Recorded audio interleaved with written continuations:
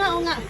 Ayan guys, paluto ng ating sitaw at kalabasa. Nilagay ko na ang dahon ng talbos, dahon ng spinach at dahon ng saluyot. Ayan.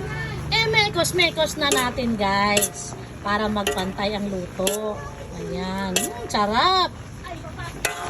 This is our lunch, our green leafy vegetables. Ito guys, wala tong ano ha, wala tong recipe. Lutong nanay lang to guys ha, lutong nanay. So, recap lang tayo guys.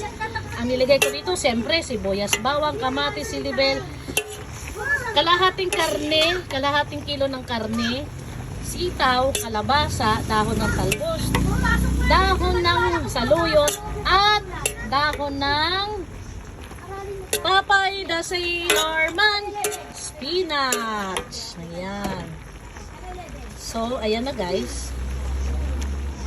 Pwede na nating i-off ang apoy kasi mainit pa ang kawali at ang kalan mismo mainit pa.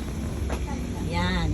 After natin mapatay ang apoy guys, haluin natin para hindi ma-overcook. Diba?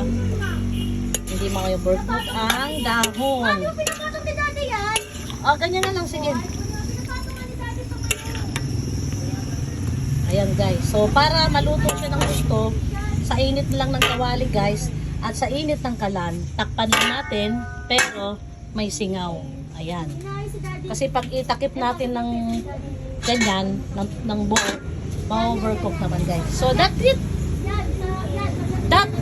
That's it, pansit. Tapos na ang ating mixed vegetable.